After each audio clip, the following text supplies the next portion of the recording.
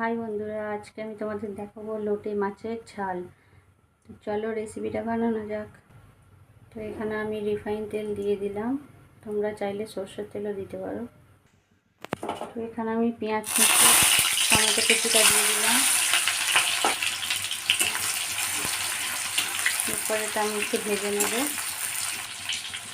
এরপর এখানে আদা রসুন জিরের পেস্টটা দিয়ে দিলাম।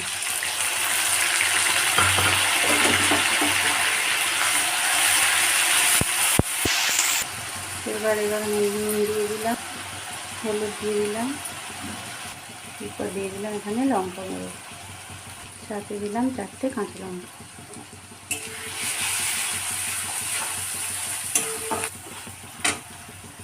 এরপর ধুয়ে রাখা লোটে মাছটা নুন মাখানো এটা দিয়ে দিলাম, দিয়ে এবার এটা কষিয়ে নিতে হবে।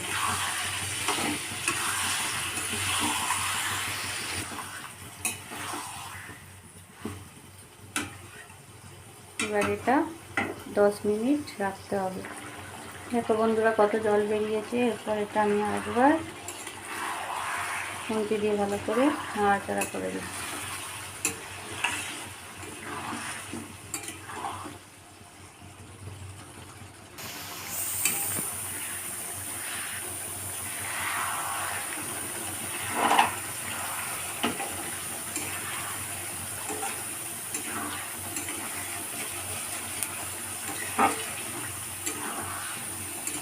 এবার আমি গ্যাসটা বাড়িয়ে দিচ্ছি।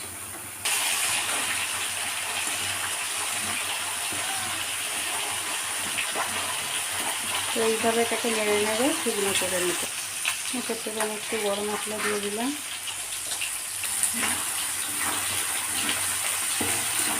এবার এটা হয়ে গেছে। এই যে তৈরি হয়ে গেল লোটে মাছের ঝাল।